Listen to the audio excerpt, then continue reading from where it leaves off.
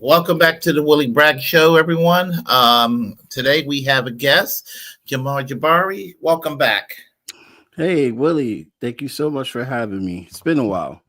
Yeah, it's been a while. So glad to see you back, and and I like those little short clips you do. That you put on Facebook and Twitter. Oh, thank you. Yeah. They're little clips now because I signed a contract with Connect Hub, which is a local channel here in Connecticut. And they are on Roku TV. So for people to see the full segment, just download. If you have Roku TV, I know a lot of people have Roku TV, but then there's also people that can't. So they're trying to expand to other ones. But within that works, Connect Hub on Roku TV to see the full segment. Yeah, I had John Kiriakou came on, and also I just spoke to Jamal Thomas. If anybody knows about Jamal Thomas as well too. I watched Jamarr Thomas sometimes, and I met John Kiriakou briefly at the Assange rally in 2020 at the Department of Injustice. Yeah, I love that guy. He's an American hero. Absolutely. Shouts out John Kiriakou. Exactly. We need more troublemakers out there, and I mean, we need more whistleblowers, and we just need people that just I love how these whistleblowers who are vilified. I love the inconvenience it costs to the United States. Yeah. The embarrassment it costs. I relished in that. Just like it makes my day. Yeah, I mean, I love how rhetoric that they tried to push just keeps falling flat on their face. It's a lot more frequently. Yeah. So I mean, just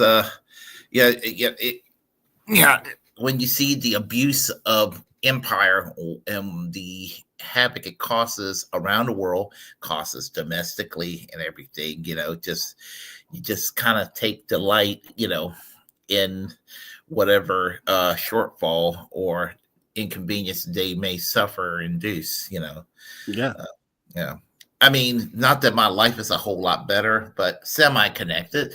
When I see Elon Musk lose $200 billion since December, that makes me happy.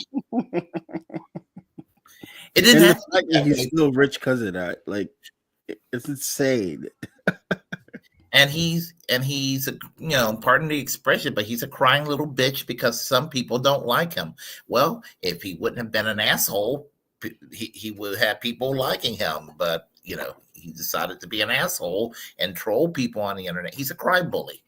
Yeah, yeah, very, very, very much. He and he's an interesting guy because you know this guy, he's awkward, he's straight to the point where he shows that he does not care at all about working people. He's ready to just fire people, make them feel like they're disposable, and all these things. He's coming out saying, I'm going to slash Social Security, and people that follow politics, they know that those are sacred things that you don't ever come after. And if you do come after them, you don't say it out loud. A lot of presidents have always tried to cut Social Security. I mean, Reagan, Biden did it during the COVID. So it's definitely another example of who Trump is as well too. They just basically show the ugliness, the pure, because the whole system itself is ugly, but they expose it. They take the mask off and show you exactly the oligarchs and the politicians go hand in hand, and they serve the oligarchs. When I was younger, and this is something I thought way on back when I started to get aware politically, and for a few years I thought maybe I was a little mistaken about it, but no, my original thoughts when I started to develop an interest in politics way on back to the first George Bush presidency was. And my first vote in 1988 was against George Bush. I voted for Michael Dukakis that year. That was my first vote at the age of 19. And and uh,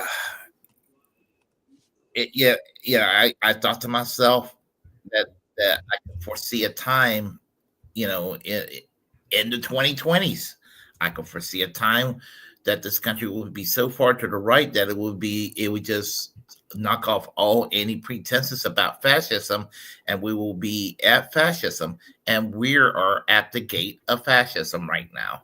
I mean, it's this is not just normal conservative center right bullshit policies. This is actually, Trump is much worse now than he was the first time around.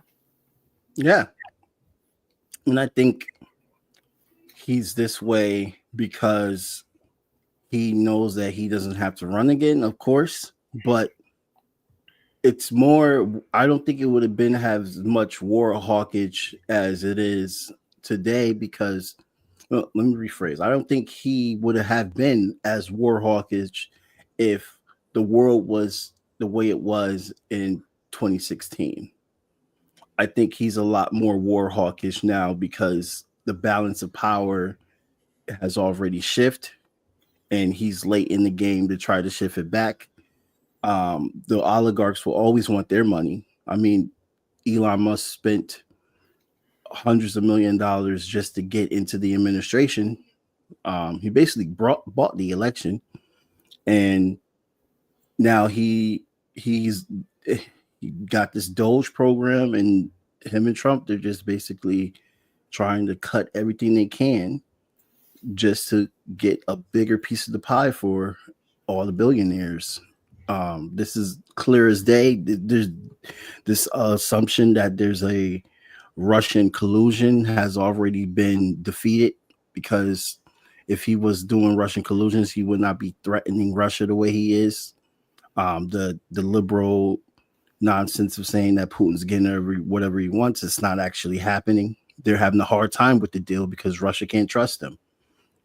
And this is why we're in this moment of fascism, because this country is declining and it has lost its power. It's this government's fault of why it has lost so much influence, because they have chose bipartisan policies to not only screw over the workers and keep them screwed over, but to screw over countries after countries.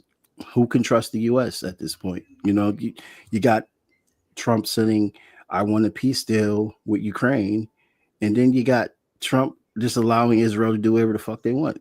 Excuse my French. So, I speak a lot of French around here. So how can you trust? How can you trust when they're just always going back on their words, hypocritical? And the ruling class is the same ruling class. They're all on the same side, but they have their factions. But at the end of the day, their factions still benefit all factions, because at the end of the day, they have one thing in common. They get all this money, and they will figure out ways how to keep as much money and take as much money as they can. That's their solidarity. It's a big club, and we ain't in it, says George Carlin. I mean, look at how Germany was when Hitler came into power. You know what I mean? The stock market, all that. It was bad. It was really bad. Sometimes I feel like, and now there are degrees of fascism, and maybe it might be still hyperbole to say we're embarking national socialism, but I feel like Mussolini, Franco, Pinochet is not that far off the cuff. I have a new name for Trump. I call him Protestant Pinochet.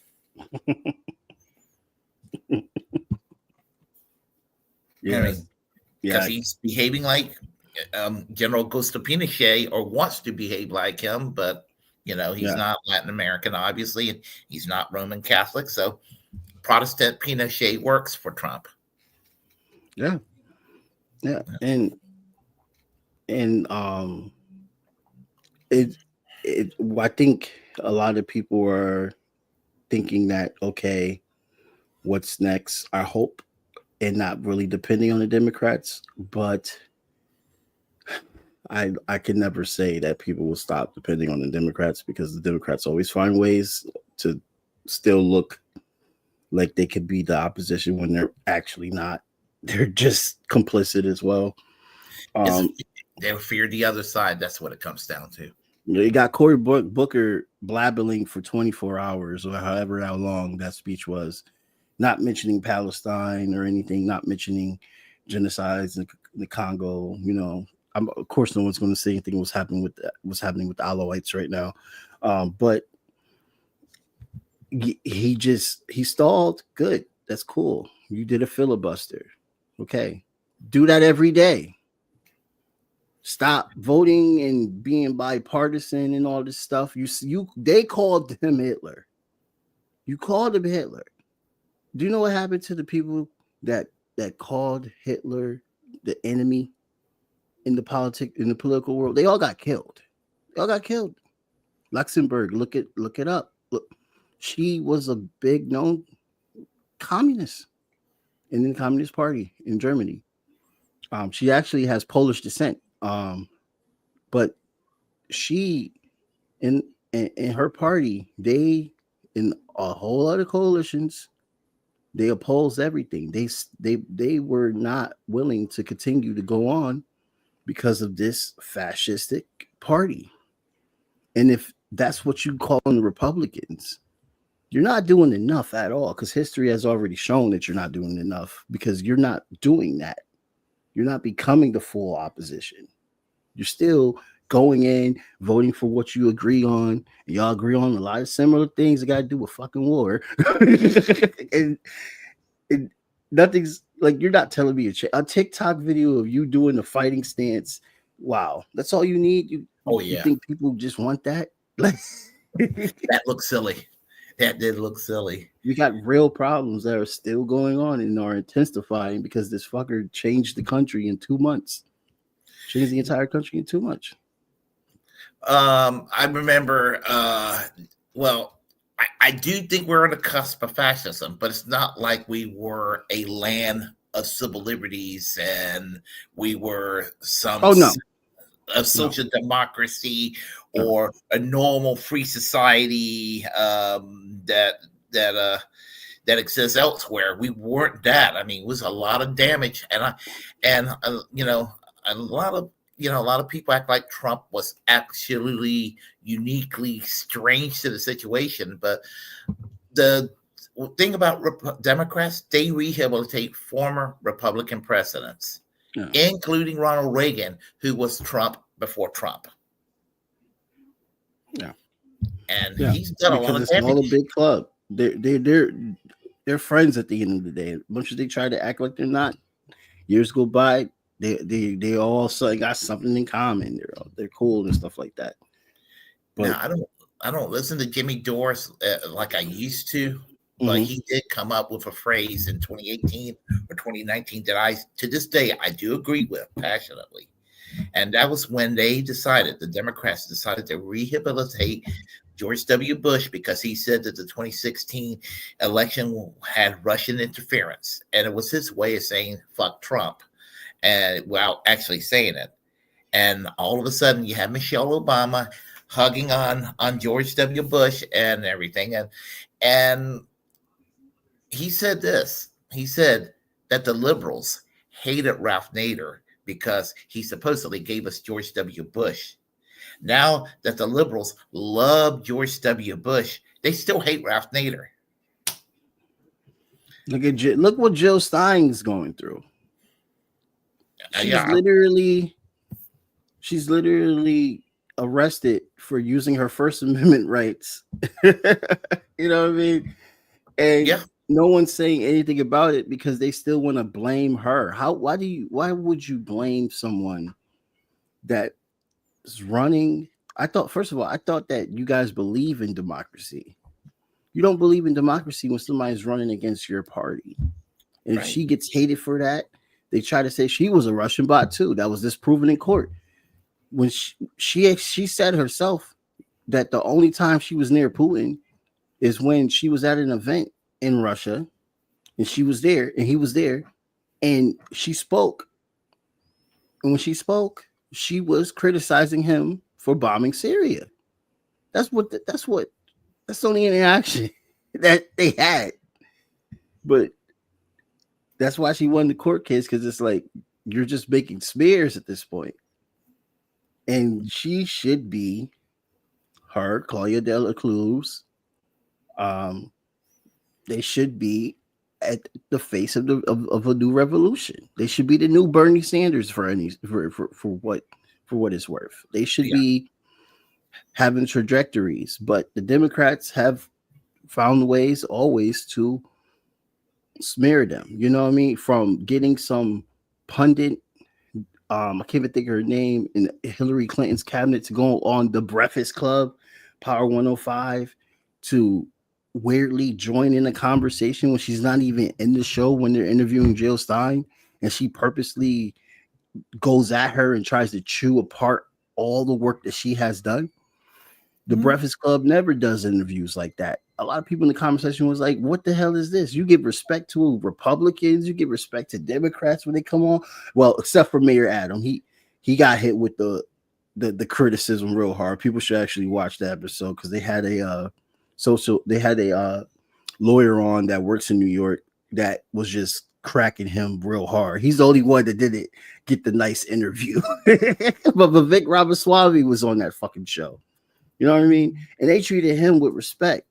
But here you have this woman who is a doctor, well, way more qualified than half the idiots that you have on the show that's into politics. I'm a hip hop head, so I'm not even calling anybody into music and all that stuff that those people are idiots. No, I'm talking about the actual politicians that they have on the show that say stupid stuff and they don't get no pushback. But you get somebody from that works in the White House at the time to come on the show and just attack Jill Stein. She's a threat to them for some reason. And you know what the reason is? Is because she's anti-capitalist. They are. She's anti-war. They are pro-war. Exactly. So that's the issue. They see a threat because they don't want workers to finally wake up and not let them dictate what to believe in anymore. In 2020 I did pretty much a 4 presidential candidate endorsement and telling people these are the 4 people to vote for, and I voted for Jill Stein. But they were all equal endorsements because they were all good on the issues. But they I wish they would have coalesced behind one candidate. And if I had it my way, this is how it would have been done. Cornel West would have been the Green Party candidate with perhaps Jill Stein as the running mate. That's how I would have done that. But unfortunately, Peter Dow interfered and did what he did, and he blocked me on Twitter, by the way, Peter Dow, because I rain on his parade harshly. But anyhow, I endorse Jill Stein, Cornel West. I endorse Dela Cruz, and I endorse oh gosh, what's his name from the Socialist Party, William Stodden. I endorse all four of these candidates, and I said if they're on the ballot, those are the four candidates to choose from. Everybody else doesn't matter. Yeah. And so that was my endorsement, and I voted for Jill Stein, and I'm not sorry I voted for Jill Stein. I would do it again because it was, as I said, I could not vote for genocide. And Donald Trump, of course, showed that he was going to continue the genocide. Yeah. And Kamala Harris would have continued the genocide at 55 miles an hour versus Donald Trump's 300 miles an hour. It's still a genocide. Still is, because they'll not let them do certain things, but they'll still let them continue on to violate can't even talk to that. They'll have them continue on to violate the ceasefires agreements. They'll let them continue on to just killing journalists like they're already doing right now. They're just doing it in a way where they can finally be out in the open and say where they want. Benjamin Netanyahu said himself that, this is voluntary migration. Yeah, okay. All right. I love how they just come up with these freaking terms. Like, remember what Bush said? It was an advanced interrogation or some shit like that, when they was just literally torturing people. Like, I just love how they come up with these words. Yeah, they'll just dress it up in a different way to make it sound less nasty. And yeah, ethnic cleansing. That's what you're doing. You're doing ethnic cleansing out in the open. You know what I mean? And Jewish people here are number one targets in the Trump regime as well too. Yes, they are. Mahmoud Khalil, he was a Colombian Palestinian student as well too, who has a green card. You know what I mean? And they're trying to deport him, and then they're trying to deport American citizens now, getting caught up by ICE. Like, it's really ridiculous. It's really ridiculous. Need to abolish ICE. And I blame the Democrats first and foremost for being the wolf in sheep clothing, and still not acknowledging that they're lost cause. They're lost cause, but they're a structural, very difficult lost cause that will take time to be eradicated, because they still have the grips into the system, and people still want to believe in them. And this is why our candidates that we think are better can never get the attention they need. I mean, Jill Stein didn't make a record this at the end of the day. She didn't get to the full 4%, but maybe we could get a Green Party member to do it also. I don't think she should run again. I think she should pass the baton at this point, because this country has done everything they can to bury her. But who would that be? I don't know. I don't know who would that be. Yeah, she's becoming the Norman Thomas of our time in a lot of ways. So, right. Yeah, so because he was somebody that influenced policy for the good, but he became a has-been, and she is now. So, and that's with respect to Jill Stein saying this. And and don't get me wrong too. I don't know if your listeners will get mad by me by saying that, but I know some people that have heard me say some things about Jill Stein in the past, basically. And it wasn't anything facetious. It was just saying she shouldn't run, because what you just said, like, we got to find a fresh new face. We already know that Ocasio Cortez is going to run. We know this. She's trying to be Nancy Pelosi right now and all this stuff. Yes. So that's going to also trick everybody. It's going to trick everybody when that happens, or anyone in comparison to her. That's going to trick people. People are going to get tricked. And we got to find somebody that can break that. Actually, I'm Somebody going to make fresh a and new. prediction about AOC. If AOC runs in the 2028 primaries, I she's don't not think going she'll be old enough. Wait, yeah, to. Oh she'll yeah, be old enough. Yeah, well, she'll be old well, enough. she will not get the nomination.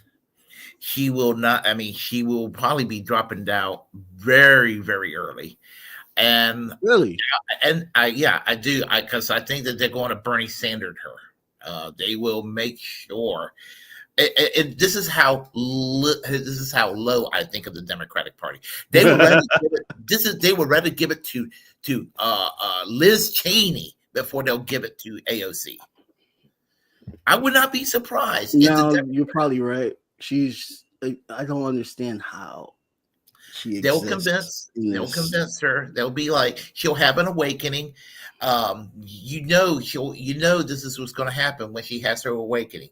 Liz Cheney will suddenly become pro-choice on abortions, and then she's going to look at the LGBTQ community and say, well, they're not so bad. I guess they deserve equal rights, And when you hear that, you're like, okay, they're grooming her to be the person to take out JD Vance or Donald Trump if Donald Trump runs for a third term, which he cannot do. But yeah. And of course that's going to be bad.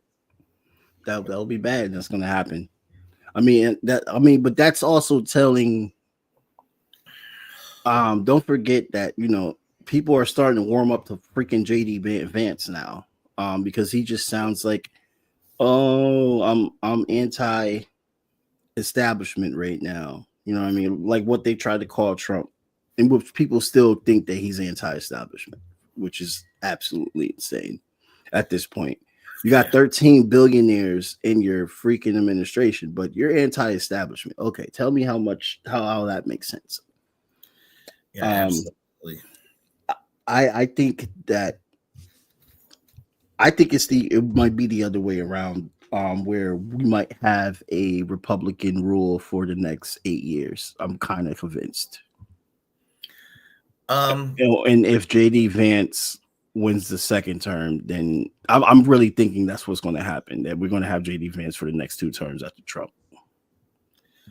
Probably, and I fear for this country. I fear for the people of this country. What we're going to be going through, because I already thought the country was too right wing prior to Trump getting sworn in the second time. I just thought, my God, this is country so miserably, hopelessly right wing, and damn it, Trump has actually pushed the Overton window further right.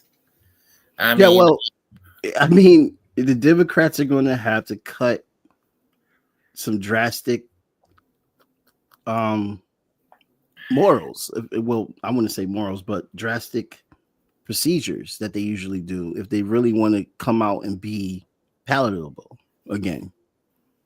I don't want to blame the working class for pushing right, but at the end of the day, this is what happens. People, they go nuclear when the ones that you think is supposed to be doing the right job are not doing the right job. You know what I mean? It's very bad. It's very bad. Like there's nothing else to put out. But what we can do, instead of, being like, what's the brother from Detroit? Not Detroit. Is he from Detroit? Speaker House. Hakeem Jeffries. New York. He's from New York. Okay. I don't know why I'm thinking of Detroit right now.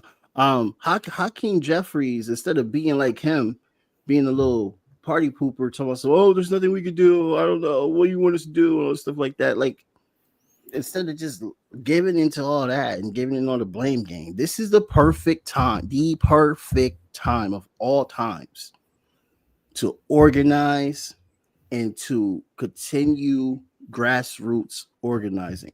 You know what I mean? The Colombian students aren't stopping. You know what I mean? Um, party party party signups I'm hearing is going up. People are signing up third parties. Independent status is growing. You know what I mean? It already is like half the country sees themselves as independent. So and a lot of veterans are pissed. And you rarely ever see a veteran rally against the president. You rarely see that unless I just don't see it in this area as much. Um, the postal workers. I covered a quick story and posted on my YouTube of the postal workers striking in New Haven. I was there originally to cover a trans rally, but the postal workers was they I guess they scheduled their event their rally the same day, so I stayed and I was the only pressed there. Like imagine this is the postal workers. They're striking around the country. Like did Trump threaten the media to not cover them as much? Because I've only seen a little bit of news coverage, but it's like at least 600 people there. You guys look at the photos on my page. It was at least 600 people there, and I was the only one with a camera and had a platform to show. Like where's Fox 61? Where's News Channel 8? Where's CNN? This is a global, not global. This is a national phenomenon. Where is CNN? Why wasn't any of these news outlets covering the postal service workers? It was a lot of them on the green. You saw nothing but red. They they have given up, or they're just taking orders. You know what I mean?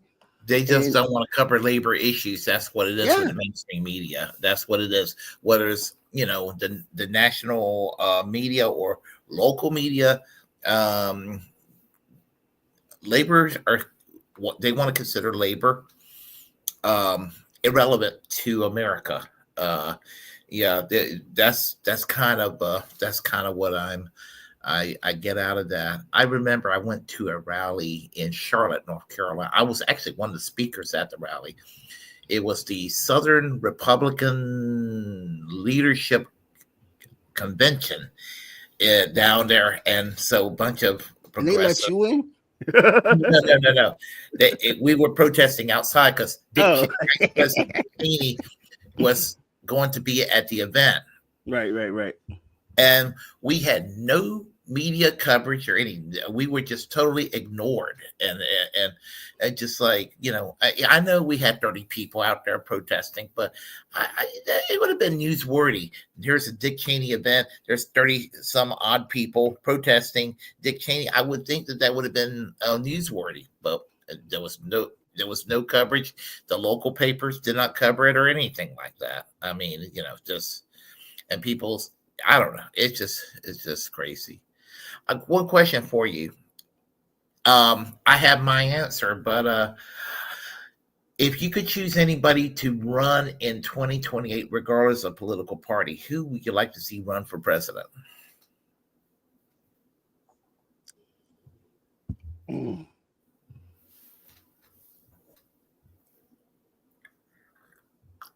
shit. VP can be included too. I mean, I feel that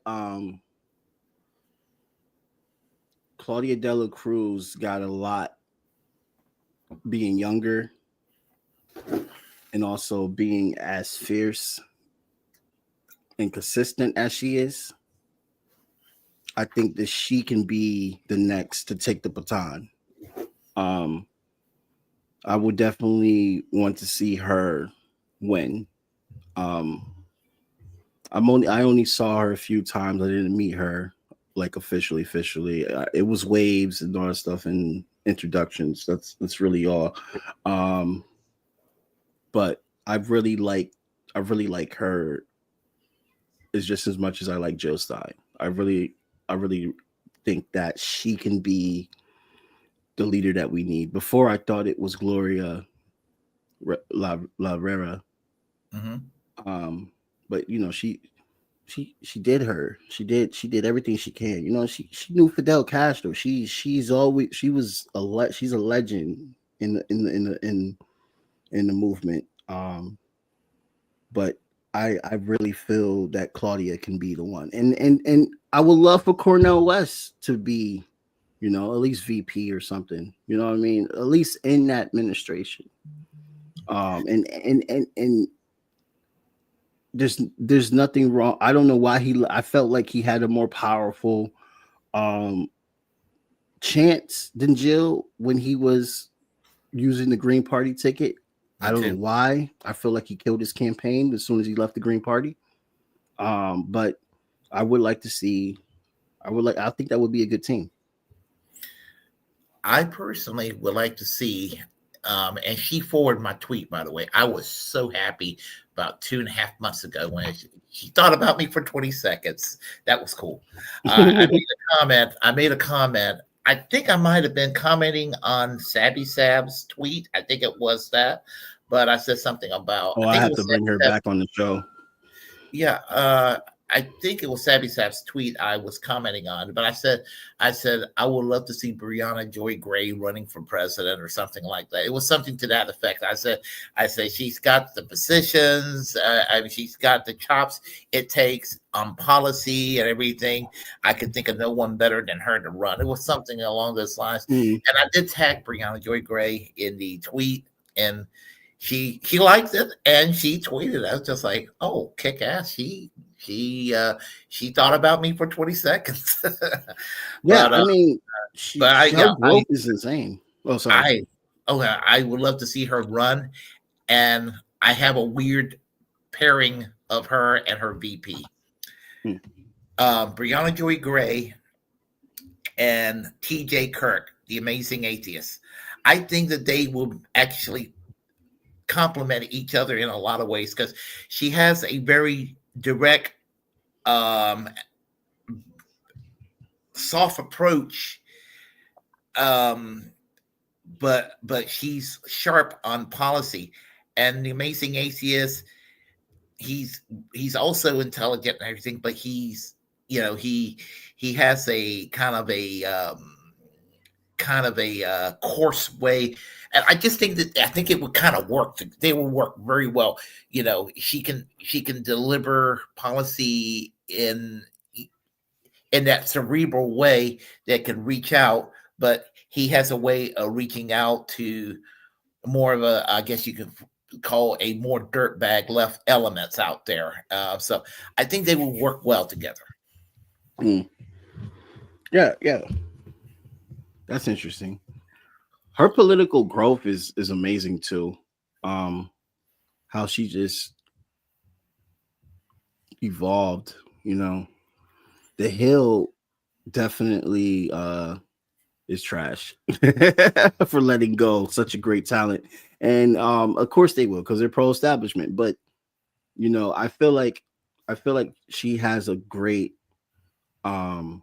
I'm a big fan of her work because when I was listening to her Bad Faith podcast, the frequent honesty, I that's what you want in a leader, just the honesty and analyzing and also understanding where someone is coming from while also being honest about your feelings towards a situation and not trying to sugarcoat anything. Like you could get a trust out of her. I think those are good traits for a good leader. And so I like that idea. I do. Yeah, I hope that if she ran, I like to think if she ran for president in 2028, I will be like, I hope I planted the seed in her mind to do that. so Well, what party would she run?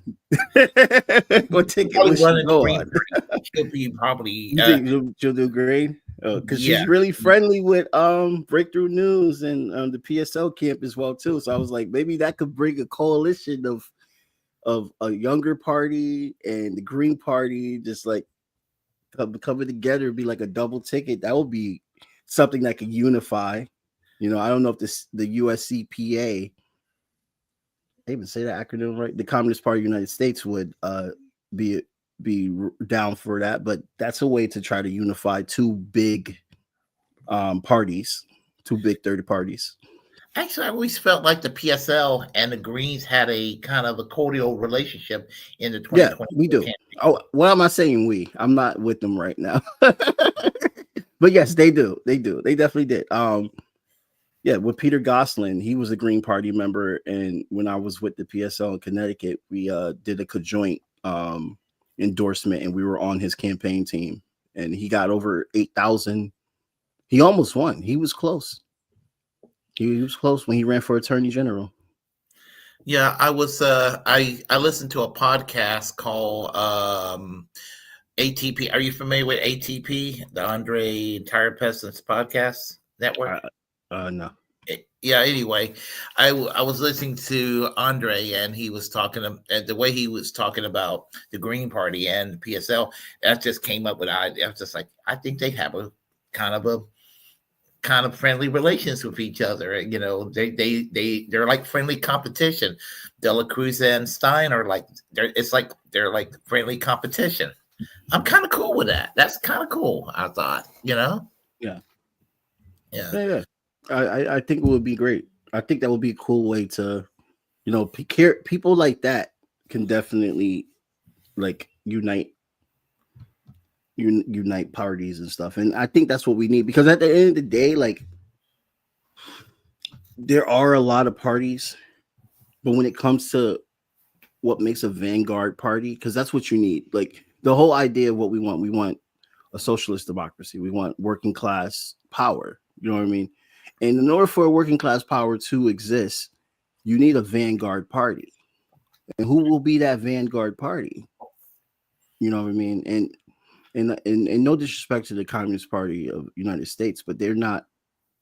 Really, no disrespect, to them. They're not. I hope I don't know your listeners, but I don't want to offend if anybody is a member of the Communist Party of the United States. But they're not as big as they were. They're not as like they got those parties got things done back in the day. There was a reason why the Red Scare had to happen, and McCarthyism and all that, and they pushed FDR to be more progressive and do, you know what I mean? Like, I don't want to take anything from the United States Communist Party, but they're just not they're not there no more as what they were. Like, so much I've read about the comrades of the past in the United States. You know what I mean? I mean, majority of the unions exist today because of the communist parties. So I don't want to take anything from them, but I would say if we're looking at vanguard party candidates, we're looking at the Green Party and the PSL at this point. I have a friend at East Carolina University professor who was founder, one of the founders of the Committees of Correspondence for Democracy and Socialism. And are you familiar with that group? Yeah. Yeah. I don't really hear much about. I mean, in the 90s, they were the thing. I mean, they were like the new left wing organization, and he was telling me, we were having dinner one night, and he was telling me, this is back in the 90s. He was telling me that about FDR and the Communist Party, that in 1944. Harry Truman, who was the replacement candidate for Henry Wallace, who was way better than Harry Truman, but he ended up campaigning, and he dropped by the Communist Party USA headquarters for a Roosevelt rally or something like that. And so, it's just kind of weird when you think about anti-communist Harry Truman, who was anti-communist, but he did walk into the Communist Party headquarters for a rally for FDR. So I just thought that was interesting. Oh wow, I didn't even know about that. Wow. I mean, yeah. there were some in the Communist Party that did support FDR as well too. Yeah, they were kind of divided, and a lot of them were in the American Labor Party of New York State, which was the predecessor to the what's now called the Working Families Party today. Yes. Well, do you consider them a party? I mean, no disrespect to the Working Families Party. They seem more like Junior Democrats. Yeah. At this point, I'm not trying to be disrespectful. I think it's I think there are people. I never want to disrespect people on the left.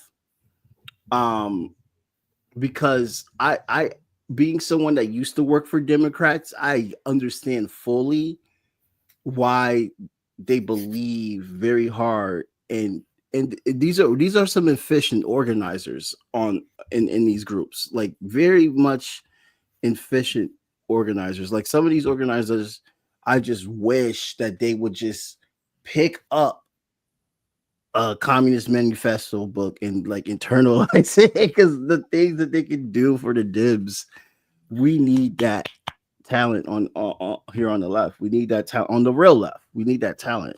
Yeah, they're even afraid to embrace full social democracy, let alone pick up the Communist Manifesto, because everything is too radical to them. I mean, and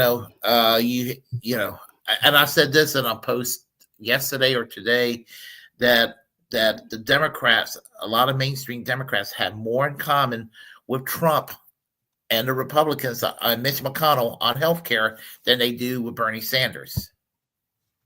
Yeah, and I'm not saying that Bernie Sanders is the end all. I am really suspicious of his little anti-oligarchy tour and everything. I mean, I think there's value to it if you just subtract electoralism out of it to get the unions motivated and all of that. I'm in fact I kind of took Ron Placone's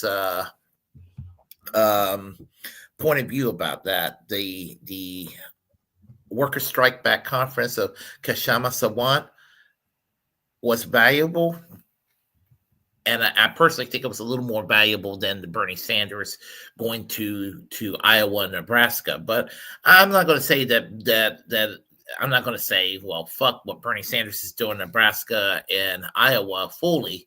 I mean, on areas where he's truly committed to worker empowerment, I'm all about that, but I'm not about the sheep herding into the Democratic Party. If that makes any sense. No, it makes perfect sense. I think also when like I do think it's just how do we break that barrier, man? Because now is the time for revolution. Basically, now is the time. You see the contradictories, the hypocrisy is full bloom and undeniable. You know what I mean, for instance, Hexef, TV guy, is running the Pentagon. Like, what kind of world are we living in if this is not a time for collapse? Like, this is a collapse. You got a freaking dude that was on Fox News. What the hell does he know about the Pentagon besides just being the mouthpiece for the Pentagon majority of his freaking life? Like he's the worst. He's actually the worst person in the administration, because I mean he was a pro-Iraq war activist during the days of George W. Bush, and he told Trump to pardon the BlackRock people during the first Trump presidency, and he's now a Trump sycophant today, but he was one of those never Trumpers in 2016. He wasn't never Trump because he thought that Trump wasn't conservative enough. There are actual 2016 never Trumpers who did not like Trump because they thought he was too liberal, believe it or not. Yeah. But they're like the worst sycophants today. Nothing is worse in the political discourse than a 2016 never Trumper who thought that Trump might have been too liberal in 2016, but they love him today, and they have a cult-like worship of the man. Oh, it's the bros. It's like I said, it's the faction. One bourgeois faction couldn't stay, so another bourgeois faction comes in. Still all one class solidarity of the rich. They still all benefit from each other, but it's definitely the bros. This is a whole new faction, and they have a whole new way of doing things, and it's all still for the betterment of maintaining the empire and keeping U.S. imperialism alive. You know what I mean?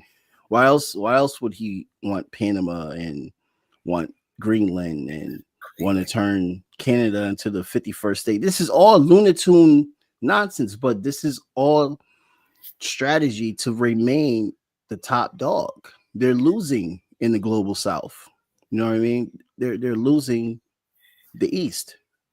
You know what's so weird about that? As much as I despise NATO, and I've always despised the concept of NATO, I wish NATO crumbled tomorrow. I wish there would be no more NATO. But an invasion of Greenland, an American invasion of Greenland and the Panama Canal, and an American invasion of Canada is enough to almost make me say I side with NATO, because they're going to go and be like, United States, you can't do this shit. Mm-hmm. Mm-hmm. Yeah, it'll probably be the only time I'll ever say anything positive about NATO.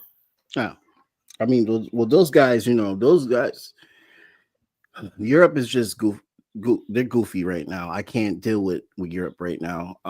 They fell in love with the Red Scare, and it's all this leadership that's the problem. I feel for their working class. You know what I mean? It's crazy when you hear Germany can't get hot water. You know what I mean?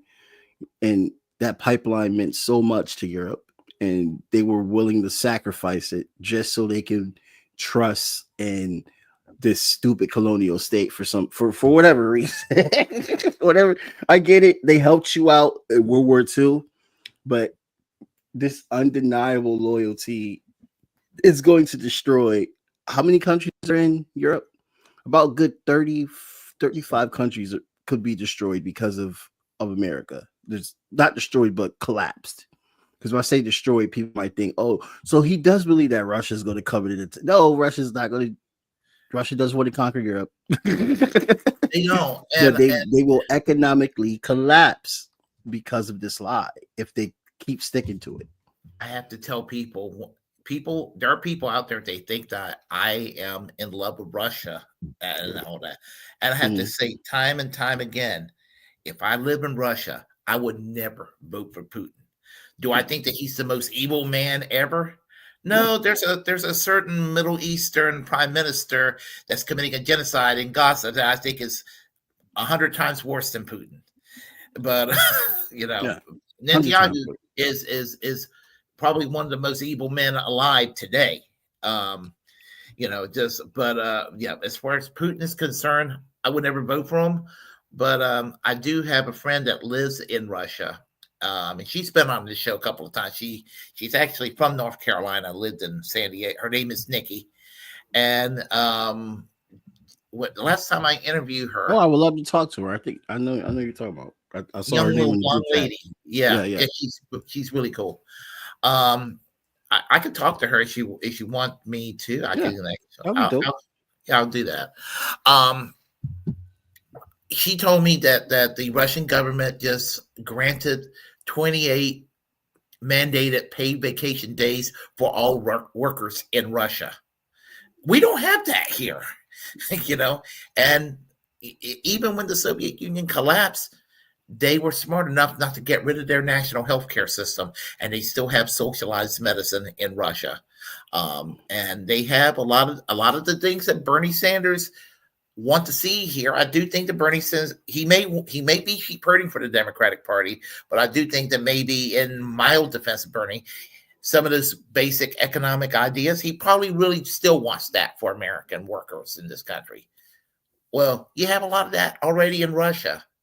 Now, fuck Russia for their hatred of LGBTQ people. I have no time for that. I am 100% opposed to the treatment of LGBTQ people. It's an Eastern European thing. It's Russian the Orthodox Church in Eastern Europe is very, very conservative, and that's what it comes down to. Yeah, Poland's like that. Yeah, Slovakia. Estonia is the only one that's the most progressive in Eastern Europe on that issue. Everybody else is pretty damn reactionary. Yeah. But I just wanted to make a point to Earl. I am not a Bernie Sanders fan. Bernie is a liar. Yeah. My friend Earl is also from North Carolina here. He's like, I'm not here trying to hear that. He's like, I'm not trying to hear that. But know I'm the most angry at Bernie as have ever been in my life, and and I kind of bragged that I was the first Bernie bro online back in the 1990s. And with Bernie today, I mean, half the time he is insufferable. I Yeah, I mean, mean, what is his position on freaking Israel? Really, like you're like you acknowledge that there's a genocide going on, but you still think that state deserves to exist. Like it literally was invented by the UN, bro. Like, I got an answer to that actually with Bernie's situation. it, Bernie's parents, let's see, Bernie's family died in Poland. His father barely escaped. mm, Um, but with Bernie, yeah, it was a different time when Israel was supported by the left. And he lived in mhm. the kibbutz back in the 1960s. I think that he's not let go of that particular part of the past that doesn't exist anymore. Well, you gotta let it go, Bernie. You gotta Yeah, let it go. You can, um, Jewish people, they Jewish people and Christians and different faiths, Muslims, what I mean, they all coexisted in Palestine. What I mean, there's nothing, you're not going to miss much. It's going to go back to the way it was already was, where everybody was cool. That's it. yeah, yeah, yeah. That part is true. And a lot of people don't remember that prior to the creation of Israel, that the local population and the Jewish immigrants that were living there did get along. There Yeah, was no hostility, and they were treated far better there than they were in Europe. right. So, and all And that that's all came. that's going to happen once this state gets the. I believe that we will see the end. Just like how we saw the end of a South African apartheid, I fully believe that we will see the end of an Israeli apartheid. I fully believe that. 20, 20, I 30, have 2035. optimism. Which is that? 2035, 10 years. I give it 10 years. Oh wow, you put a time date on Yeah. it. I could be wrong, but I think by 2020, 2035, prior to it, the country will no longer exist. Mm. I mean, because they're already in economic strife right now, and majority of the world does not trust them or Yeah. like them. Yeah. And the of all the crimes they committed prior to October 7th, this is far worse than any crimes they have committed prior. And they've done plenty Yeah, prior to yeah, October 7th. But this is objective. I mean, and the Christian evangelicals, the people who not only hate Muslims, they hate Jews too. yeah. They're They're anti-Semitic. okay. They're anti-abortion, but they're Yeah, okay with baby limbs being, you know, separated from. They're okay with piles of baby bodies over there in Gaza. I mean, I tell them, don't ever lecture me about pro-life. right. There's nothing No, pro-life about that. no, it's not. And you're seeing this mass exodus, and the West Bank is just, they're trying to carve it up as much as they can. They're trying to carve up in Lebanon. They're trying to carve up in Syria. Stupid Al Jelani is basically trying to be, um, you know, partnership with, that was just leaked. That Al Jelani, this was leaked on, by a guest on the Jamal Thomas show. I got to make sure I always tell my sources. What was his name? What was his name? I can't think of the guy's name, but when I think of the guy's name, I'll tell you. Um, Al Jelani, the new interim president for Syria, is secretly, like in contact with Israel, just letting Israel do whatever they want, and Yeah. that's what Syrians have to deal with. You know what I mean? So I feel for the Syrian population, especially the Alawites and the Christians, because there's a massacre going on, and Al Jelani told them to stop filming because they were filming. My phone Let me tell you guys. On Telegram, I I get I have a lot of sources on Telegram, and that's where I get a lot of international news. And this is a Telegram app, Telegram page where I was getting direct posts from Al Jelani's regime soldiers that were posting on Twitter, posting on wherever their social media pages are, of killing children. You see their bodies, killing women, making men walk and bark like a dog, like crawling on the ground, barking like a dog. It was a lot going on. And there's no way to justify any of that. Those don't look like revolutionaries to me, Willie Bragg. Mhm. Those don't look like revolutionaries to me. Those look like authoritarian regime style assholes. John I'm gonna put it a different way because I'm not gonna use the word terrorist. Everyone's a terrorist now. They have used that term for everything. If you don't like Tesla, you're a terrorist now. So I'm not gonna call them terrorists. They're not terrorists. They're authoritarian assholes. John Just like the Bolton. authoritarian assholes that was in Italy during Mussolini time, Nazis. These are your Arabic, Middle Eastern authoritarian assholes that are paid off the behest of my tax dollars, Turkey's, and Israel's. Exactly. Exactly. Now, regarding Syria, John Bolton was actually urging when he was in the Trump administration that the U.S. should back Al Qaeda to bring down Assad. And honestly, I'm going to be honest. I'm glad Assad is safe. I am glad. I'm not going to say I would be supportive of Assad if I lived No, in I Syria, was but never support. he Yeah, was he was the lesser evil yeah, in that regard, if you want to use that term. yeah, yeah. He protected Christians, An Alawite. Alawites, and Muslims. Yep. He was sort of like he kind of kept Syria together in a way that Tito kind of kept Yugoslavia together. Yeah. I Um, mean, Saddam Hussein as well had religious freedom in his country. and women have equality on par with the West. I mean, they didn't even have to um, what's it called, the burqa and the what do you call the head scarf, the head Yes. covering. That yeah, It was Berkeley. Yep. yeah. They didn't even have. They weren't even required to unless they wanted to. Hmm. And yeah. And we saw what happened in Libya. Libya, it was the most prosperous country, and I found out how much Gaddafi did for his people. You know, we were trained not to like Gaddafi years ago, Yes, we were. and now I look at Gaddafi as, you know, again, not perfect, but you know what? Everybody had health care, a universal basic income.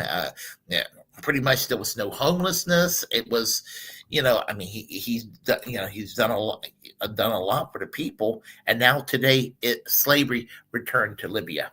Yeah. The man Yeah. was stabbed in the asshole. That was his final outcome. I mean, I was just like, I saw that on YouTube, and I was just like, gosh, that's graphic. No. And now you have Alberhima Traore, who is basically the new Thomas Sankara in the Burkina Faso. And one day, hopefully, he cannot be someone that gets murdered for just being a true revolutionary, being executed for being a true revolutionary. You know what I mean? I'll tell you one thing, Willie Bragg. Regardless what the United States say about Gaddafi, I have not met, and I know a lot of people from Africa now. I have not met one African person, even Middle Eastern African as well too. I have not met anybody from Africa that I've spoken to about Gaddafi said anything bad about him.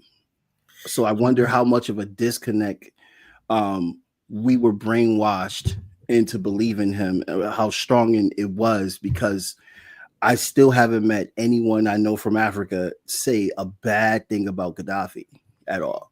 he wanted to create a currency for the African continent, which would theoretically raise the standard of living for nearly every country in the continent. And the U.S. wasn't going to have that. So Oh this yeah. is this is why Hillary Clinton made sure that he was unalive. And one of the many reasons I despise Hillary Clinton to this day. So yeah, just what he did, she and her cavalier attitude. We came and what was it? We We saw, he died. Like, Yeah, and then she did that little cackling laugh.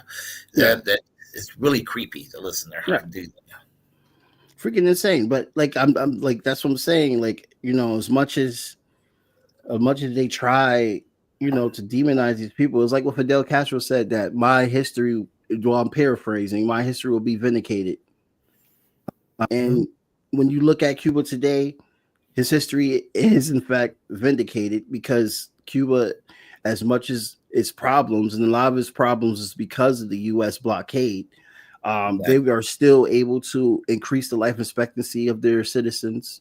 Their doctors are world renowned throughout the world and have solved a lot of issues. I mean, they even helped Italy with COVID.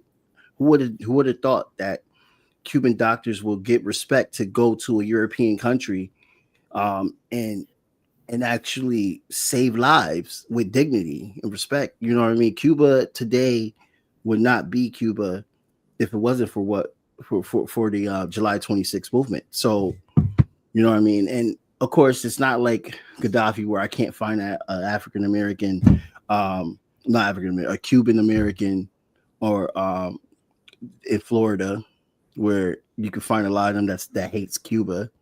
But then you also, when I spoke to Libre Sankara, who lives in Florida, he's saying that sentiment is slowly dying. A lot of Cubans are actually coming to understand why Cuba can't live. You know what I mean? They're starting to understand the blockade and everything. A lot of what the pro right Cubans, the Grasanos, if I'm saying the correct term, right? They're losing their momentum on keeping the lie alive. You know what I mean? And Yeah. the same thing's happening for China now too. I mean, for China, all you gotta do is go on Red Note and talk to a normal Chinese working class person and ask them about their country, and they show you. There's footage out there now that's showing how cheap it is to live in China. You know what I mean? Like, all that Red Scare propaganda is finally being dismantled.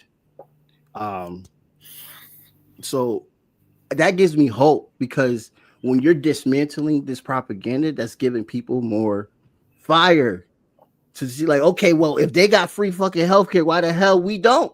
And y'all supposed to be the greatest country in the world, quote unquote. You can't pay for healthcare. You guys are not legitimate. You must be shut down.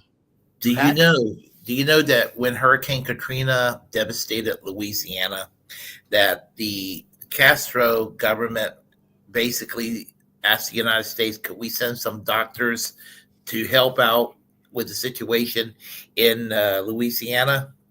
Mm-hmm. And the American government were like, no. And the difference between the United States and Cuba, the United States loves to send bombs elsewhere, but Cuba will send doctors and nurses elsewhere. Right. And just and I remember with now, unfortunately, Michael Moore is kind of a shit lib today, but still, his 2007 movie Sicko was one of my favorites, because I mean, it was nothing but just non-stop truth bombs. Whoops, looks like we lost Jamar. Hopefully, he'll come back. I will go and let me hold on. Let's see. Add to the stage. Welcome back. Sorry about that. Oh, I you're fine. was trying to download a video to prep for my show, and I hit the wrong thing. My bad. No, you're okay. You're okay. I was just saying it was just like nonstop truth bombs in the movie Sicko, and so much so that Wolf Blitzer and Sanjay Gupta on CNN decided to literally take a shit on the movie, and Michael Moore came in the next day to fight them and took them on. But Now, anyway, which movie was this? I missed the Sicko, part. Sicko. Okay, Sicko, yeah, Sicko. Uh, I'm gonna Somebody go told check it me out. that he should go to prison for going into Cuba and propagandizing their healthcare system. I was like, what? For telling the truth? Propagandizing. The UN acknowledged that they have the best healthcare in the Western Hemisphere. Exactly. So I mean, it's just yeah. It's just yeah. As I said, I mean, just what you know what he did was actually awesome going into Cuba. I'm like, no, he shouldn't be arrested for treason. He should be commended for going to Cuba and everything and telling the truth about the healthcare system. You can Yeah, have a debate about some other aspects of Cuba, but I will defend Cuba 100% all day long when it comes yeah, to housing and education and healthcare, and even on some civil liberties issues, they have actually improved. I mean, yeah. there's no death penalty in Cuba. They don't have a death penalty anymore. LGBTQ rights are Recognize. are recognized. You know what I mean? In fact, they have a program where they they make sure that they protect LGBTQ rights. It was actually a program that was uh it's called Synex, I believe is the name of the program. Synex. Um, Fidel Castro's daughter was the one that helped spearhead that program, and a lot of people don't know, but you know that program is also a global success as well too, because they have went to countries that allowed them to come over, and they show them how to have LGBTQ rights. For instance, one country that a lot of people don't like to think of in the great light, North Korea has Synex in their country where LGBTQ people are giving equality and rights. And it's the Cuban government that spearheads that program in North Korea. So there's a lot about Cuba that they don't want you to know about. And it's what's amazing is that they're able to do this while still under a blockade. How the hell they're able to do it, I don't know. How the hell is Yemen able to have hypersonic missiles and all this stuff when they're like the poorest country in the world? I don't know. People just figure it out. And Yep, people just figure it out. There's a lot of smart people in the world, and it's amazing to see this. It really is amazing. absolutely. And just no, I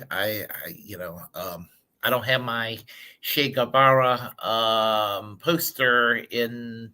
I'm actually in the dining room where I'm doing my videos. I've been doing this Mhm. for a while. I just got a new dining room set, and I've been kind of restructuring everything, moving everything around. So, but in my studio, I have a Che Guevara poster on my wall that I have prominently hung. So whenever I used to do my thing, my live stream in the spare bedroom, which is my studio. I'm looking at Che Guevara as I'm actually doing my live stream. So I stand in solidarity with the Cuban Revolution. And because they've done a lot, and they have actually where they've actually did things that were questionable in the past, they corrected it. Yeah. No, Cuba was anti LGBTQ once, even under Castro. It took Castro a little bit of time to uncolonize his mind on LGBTQ rights. You know what I mean? They have, the USSR, I mean, which contributes to Eastern European homophobia. The USSR outlawed same-sex marriage and all that because they saw being gay, trans, bisexual as a bourgeois thing. So it's always good to see the growth and acknowledge the growth, because you know the sole purpose of anti-communism and red scare propaganda is to dehumanize people that live there and to dehumanize the government. So, you know, it's these stories have to be told, and if they're not, you know, we're not doing that our part to show that there are other ways.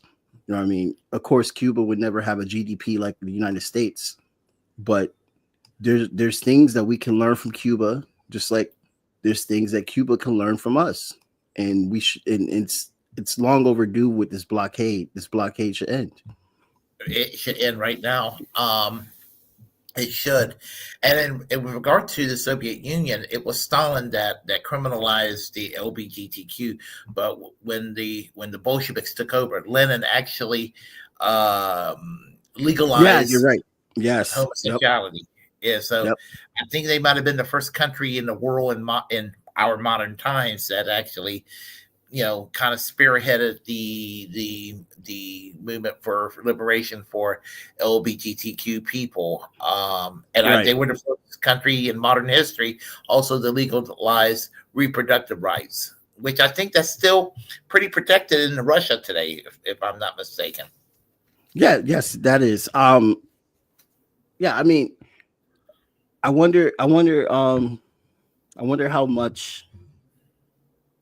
Just bringing up Lenin, how much the USSR would have been if he didn't die early in the revolution. You know, it probably would have been such a different.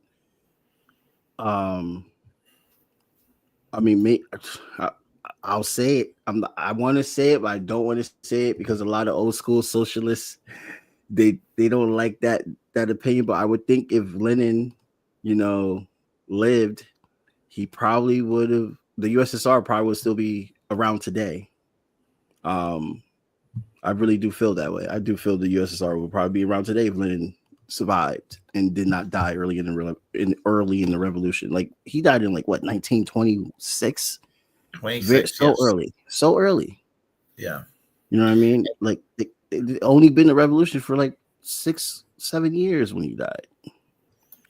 Yeah, because I mean, I think he was born like in the 1870s, or Yeah, I'm not sure what year he I was didn't. born at the moment, but yeah, I mean, it was a lot going on at the time and everything, and then there was the Stalin Trotsky kind of thing, Yeah, that was unneeded. And people that are beefing between that nowadays too, y'all gotta chill out in the socialist community. Like that whole thing was unneeded. What those two was doing, like both of them were wrong. Okay, everybody wants to defend Trotsky more, and then some people want to defend Stalin. I was like, they both were wrong. All right, but one thing that I will always give Stalin, we need a Stalin now, and this probably going to be controversial for people to say because some people don't like Stalin, but we need a Stalin now because there's freaking Nazis in America, and who took out the Nazis best? It was Stalin. Maybe he made some wrong decisions with making the pact, but he corrected that, and the people had issues with his with some of his leadership. Some of it wasn't even true with what happened with the military, but we need a Stalin now. Okay, they lost 27 million people. Do we need another country to lose that many people when a Nazi regime, whether it's America or whether if Ukraine, probably the way Ukraine is right now, you don't have to worry about a Nazi regime rising in Ukraine at this point. Russia took care of that, but we need somebody like that now to crush out fascism. We need that. Okay. yeah. When they vilify the domestic Antifa movement, what's crazy about it is, and they say that anti-fascist, anti-fuss, anti is pro-fascist. I mean, I'm like, what the fuck? It's like, stop it. The Antifa exists to put a stop to actual, I mean, they're to put a stop to any action that's going to inflict harms on other people. Yeah, they And started in Germany in yeah, 1940s. They fought and Nazis. yeah. Now the controversy behind the three arrows symbols, Mhm. um, you know, um, part of it was opposition. It was the Social Democratic Party, 1932 campaign poster, Mhm. and yeah, it was opposition to the National Socialist, opposition to monarchy, and then they did have the revisionist anti-communist arrow back then, Yeah. but it was a different time and all of that. But today it's time for the left to kind of put aside a lot of differences, and to and we're not all going to agree on everything. And Yeah. I think it's healthy to have robust debates on the left on where how we going to get from A to B and from B to C, and that is needed more than ever. And the left, unfortunately, is very divided over stupidity. That's how the I've Black been Panther involved in it. Party ended too, because of Coattail Pro. You know what I mean? It's the Yeah, personal relationship. absolutely. It's awful because the right, they still find ways to stick together, even though they are very fractured within their alley. I don't know what the hell you ask one right winger what vision they want for the country, a starch pundit right winger, he's going to say something totally different for the end game than another right wingers. They're all going to be agreeing on the factor: hate the gays, be racist, all Yeah, that stuff. They all agreeing on that factor, but the way they want things, they all want things so freaking different. You got starch fascists, and then you got we don't need government for nothing. Just live on your own and all that stuff, yeah, and have your own capital. You know what I mean? They don't have a democratic centralism within themselves at all, but they're stronger right now because they stay focused and consistent on what's at hand, seeing you and I as the enemy. yeah. You know? Like Ben Shapiro and Tucker Carlson are both equally evil in different ways. Right. Right. I mean, they're both pieces of shit, but I would say, let me put it this way. Tucker Carlson and Ben Shapiro are evil in different ways, and so is Alex Jones. Is different from Ben Shapiro and Tucker Carlson. At least Alex Jones makes me laugh. Yeah, Yeah, see, that guy's a kook. You know what I mean? You sit him down and then you ask him what does the right wing want. He's gonna have a total different answer from what Tucker Carlson's gonna say. And Ben Shapiro's just gonna be a Zionist simp yeah, that doesn't even live in. How do you advocate for a country that you don't even live in? That's what I don't understand. That you so hardcore on their ideology. You're saying we need to send more money to them, bomb everybody, blow things up. You so hardcore on making sure that they are protected, but you don't even live there. You live in America. You yeah, live in America. You acting like you Israeli. Okay, exactly. yes, you got the dual citizenship. I think that's stupid, but that's a different other thing. But like he doesn't even spend time in Israel like that to be capping for them like that. And You know here's what the I thing mean? about Ben Shapiro. Ben Shapiro will criticize he'll criticize African Americans, the LGBTQ, Muslims, Hispanics for engaging what he perceived as victim and identity politics or whatever. He's the guiltiest of them all. Right. And and if he hears that, or some of his simps here, that'd be like, oh, you're just being anti-Semitic. No, Ben Shapiro being Jewish might be the best thing about him, but he's a shit person on everything else. On everything else, he's Um. a piece of shit.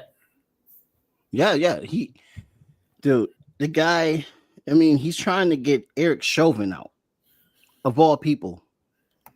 Yeah, Like, I saw that. what the hell? Like, like, what is wrong with you? Like, seriously. Even Donald Did they Trump, drop you when you were born? Did they drop you? even Donald Trump is not interested in pardoning Derek Chauvin. No, no. The city.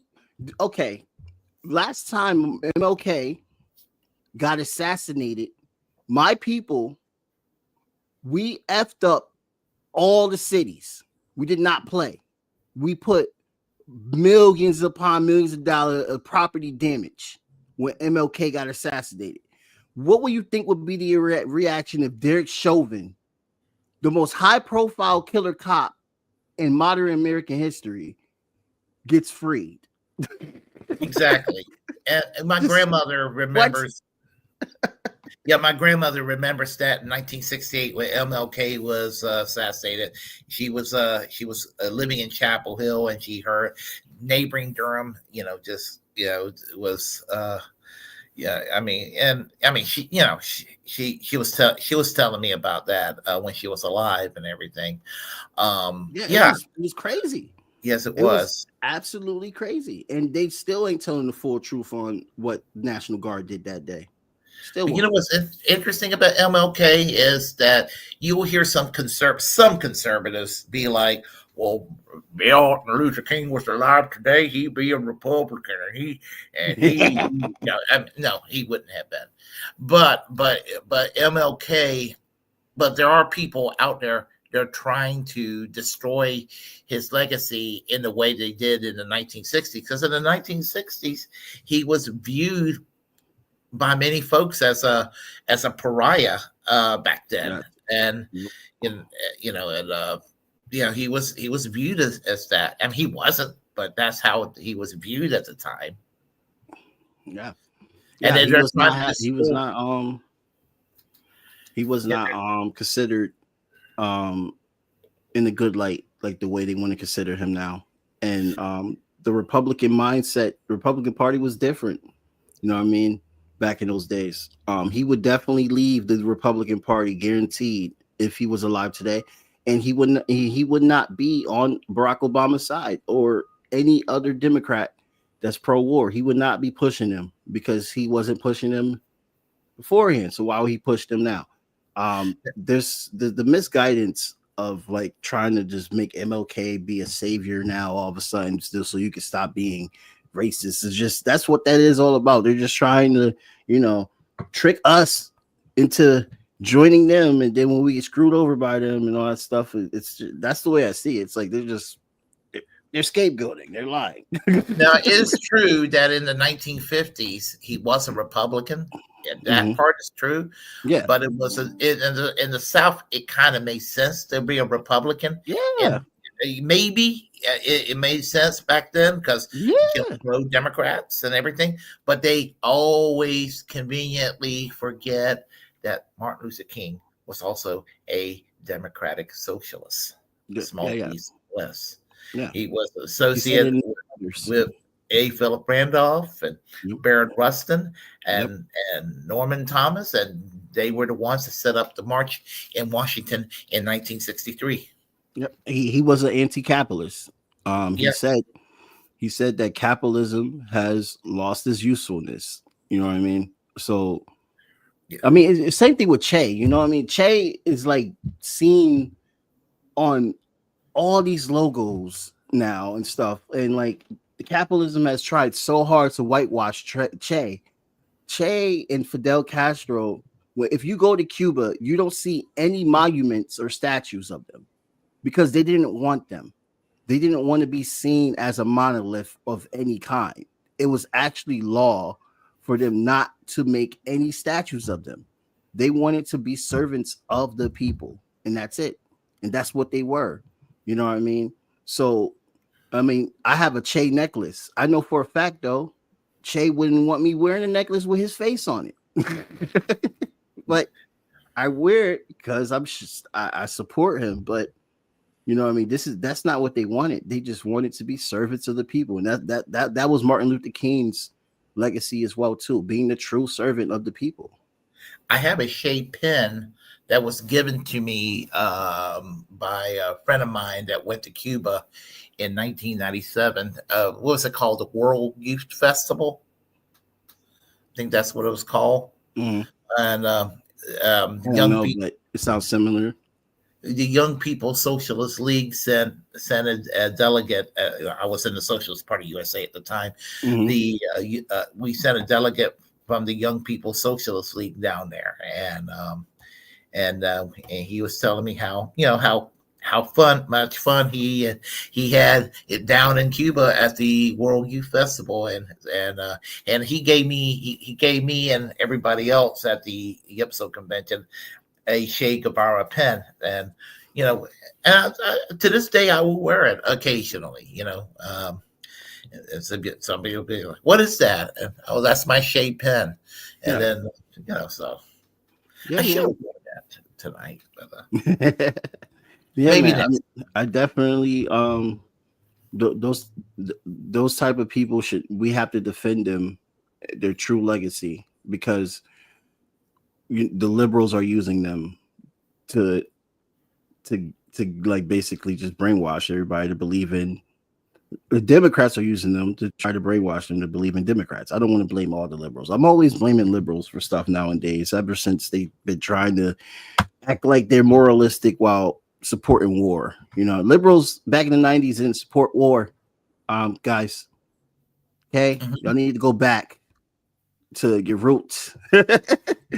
There was no liberals really supporting war like the way y'all supporting war. Y'all want nuclear war.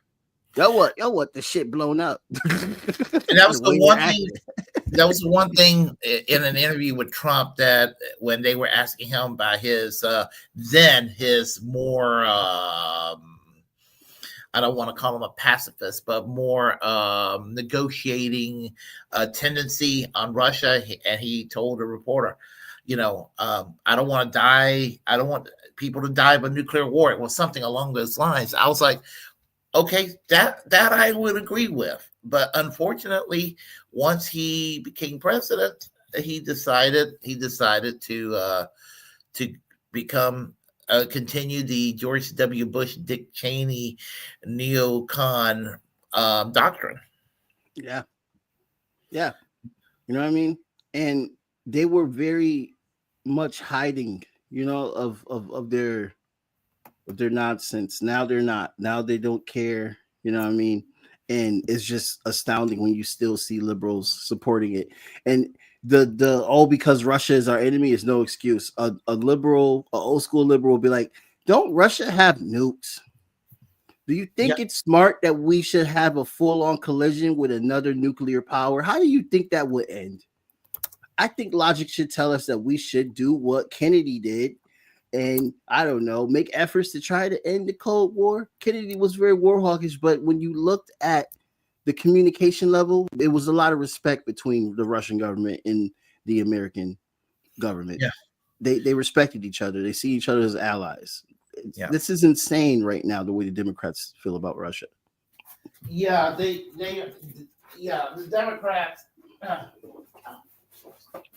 Yeah, grab Willie's getting the power cord. Sorry about that. I'm running out of battery. There we Yeah. go. Well, we get Say, in soon. yeah. But as I was saying, yeah, it's amazing how the Democrats end up refurbishing or embracing what insane shit the Republicans were for 20, 25 years prior, you Yeah. know? And now, I mean, they're doing that with the Bush Cheney doctrine.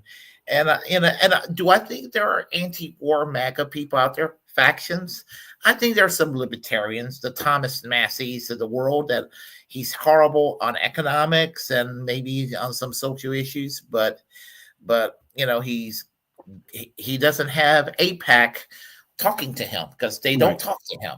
That good for him.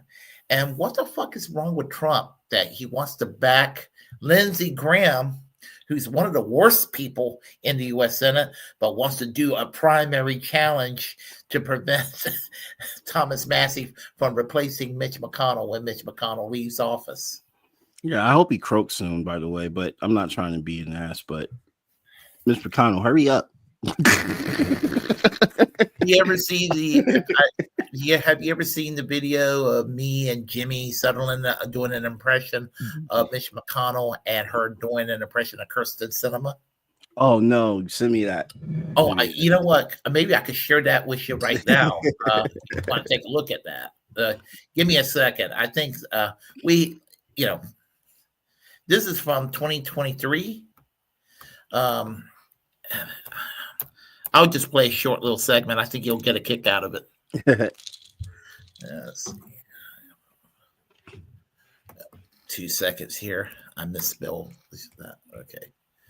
All right. Let me find it. I think you're going to love this. Let's see. This is going back a little while, right there. All right. All right. Let's see. Yeah, you're going to thank me for this.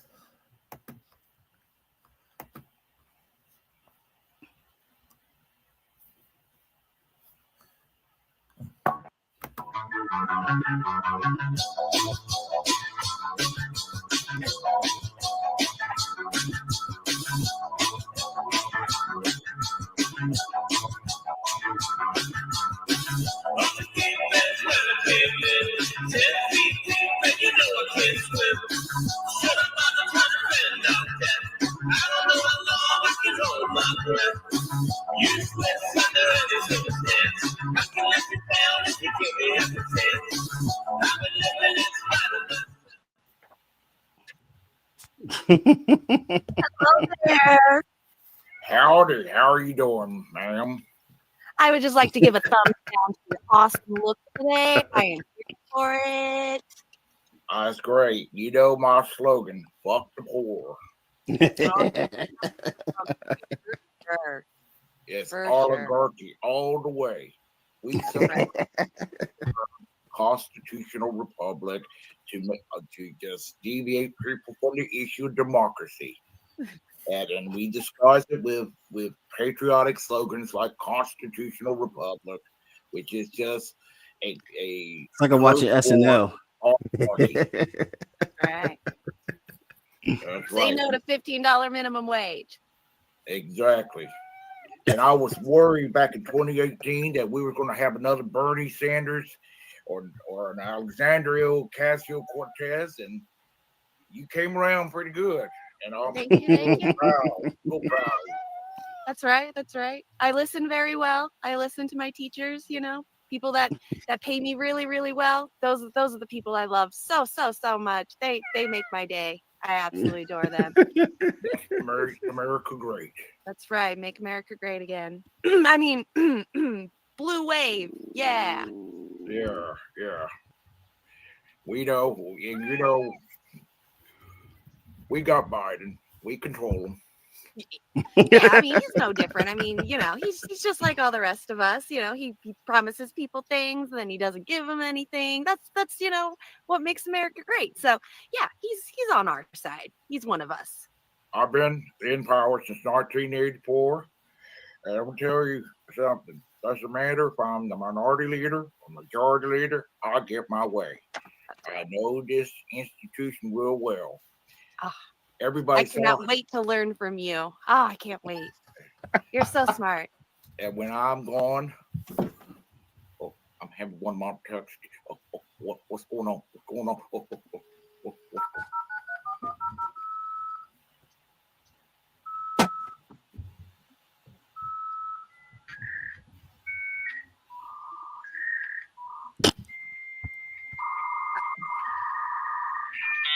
Mr. McConnell, is everything okay?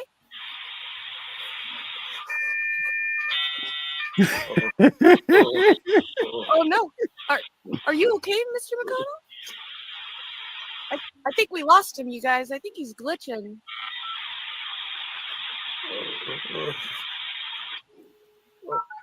Oh my God. Y'all going to hell. What happened? What happened? Nothing, sir. We can get that edited out, right? Okay, good. Nothing, sir. You were just talking about how great our country was. Why don't you just keep going, sir? You're good. You're good. Oh, well, I'll say, no matter what, if I'm, matter if he's president, if I'm minority leader, majority leader, I get my way. Oh my God. See how I handled the Supreme Court, 2 Supreme Court justices. Ooh. I said we can't. 2016, I said we can't have a Supreme Court justice hearing before the 2016 election. And in 2020, when Ruth Bader Ginsburg died, I turned around like the hypocrite I am, and I went and rushed in a Supreme Court justice before Donald Trump lost the election. Oh my That's God. right, man. You're so smart. I cannot wait to learn everything there is to know about you. Oh, That's great. Rush Limbaugh, my friend, he gave me this tie back in 1993. He'd be really proud of what you said. He'd be proud of your turnaround. thank you, thank you. You'd be a troublemaker, and we apologize, ma'am. Oh yeah, no, absolutely, absolutely. I just needed to get my foot in the door, and the people down there, they help you get the foot in the door, and then once you get the foot in the door, then there's a whole new set of people to be able to enjoy and benefit off of. So thank you for allowing me to be a part of the club. That's great. I hope you're happy with the $750,000 in contributions from Big Pharma. That's right. That's right. No, say no to $15 minimum wage. Exactly. Exactly. Uh, so, how are you doing, Jimmy? Yep. So, Oh man, I thought you might like that. that was funny. Yeah. So, yeah. I thought I was watching SNL. Yeah, it was kind of, it had kind of an SNL quality to it. Yeah, that was our our Halloween 2023 show. We decided we were going to dress up as Mitch McConnell and Kirsten Sinema, and that worked out. So yeah, any final thoughts? Oh no. Not really. Just if you like what you're hearing, check out Connect Hub on Roku TV. You could download it on the Roku TV App Store. It's a channel that started in Connecticut, and that's where a lot of my full segments, full podcast will be. There's a John Kiriakou interview, which is fun fact. John Kiriakou was talking about JFK a week before the files were released fully, and he was already talking about how the CIA was involved on my show. And then the files come out. He's absolutely correct. You know what I mean? That was insane. So you definitely check out the John Kiriakou video. And then also there's a Jamarr Thomas. If anyone likes Jamarr Thomas, who is a former host of Fault Lines on Sputnik. Hopefully Sputnik will come back soon. There's a Jamarr Thomas interview coming out. And Unsavory Politics, new episode will be dropping Friday. The title of the episode is What is an Armed Struggle? So that will be with me and my co-host Alex Suarez. Every 2 weeks there's an Unsavory Politic episode, and then in between those 2 weeks there is a new Jabari Vok Media episode. So a lot of content I drop weekly every Friday, and you'll see clips on all my platforms, my link tree in the description, everything. Okay. Yeah. Can you forward me your link tree so I can put down all your information on the description box? Because I'm going to eat soon, but I'm going to work on the description box, and I'll add all your contacts there. Yep. Thank you so much for having me on. Absolutely. Always a pleasure, and joys this discussion. Just of course, when it comes to politics, I mean, I'm addicted to politics. So, these discussions I live for. Yeah. It's always good to display to share information, especially good information that working class people can be inspired about, and also learn more things about things that the mainstream media is not talking about. Very important. Exactly. And because I tell people to just write off corporate media, all of it. Doesn't matter if it's, of course, Fox News and Newsmax, that's garbage, but so is CNN and MSNBC too. I mean, and just it's all garbage. And if you're going to get information, always go to an independent source. And independent source will tell you things which are relevant that the mainstream media do not want us to talk about. Yeah. Which is why we should be talking about it. Yep. So, exactly. So, Anyway, I guess I'll let everyone uh, uh, thank everybody for showing up on the chat line. Dr. Nick Riviera, Jamar Jabari, hello. um, let's see who else we have. PHX Cisco. We have Laurel. We have hold on a second here. Looking back, and because I don't want to miss out on anyone. Max Sarjay and Miguel H. And I will be on tonight at 7:30. I'll be live streaming. So this would be my second live stream of the day. I didn't do one the other day because I was just too tired. It happens, you know. Yeah, we're working class people, guys. Yeah, there are just times I'm just like I just don't have it. I'll have a show prepped up, but it would be like, well, I'm just not going to be all that alert. So I try to do Monday, Wednesdays, and Thursdays, but sometimes it doesn't work out that way, and I will let everyone know. So anyway, everyone, if you like what you heard, please press like and comment. Comment any way you disagree with what I have to say. And when you press like, it helps with the algorithms. Feel free to share the content on this channel. Also, if you have a platform, please utilize it because we are the muckrakers of our time. And I say this as a free speech absolutist, reject corporate media. Subscribe to the Willie Bragg Show on all my platforms. Subscribe and follow Jamarr Jabari on all his platforms, which I will be putting down in the description box very shortly. And remember, free Ed Snowden, free Palestine, free healthcare for all, and for our own preservation to fight corporatism, the right wing, and all fascism, protect our freedom of speech. So until next time, folks, we are out of here.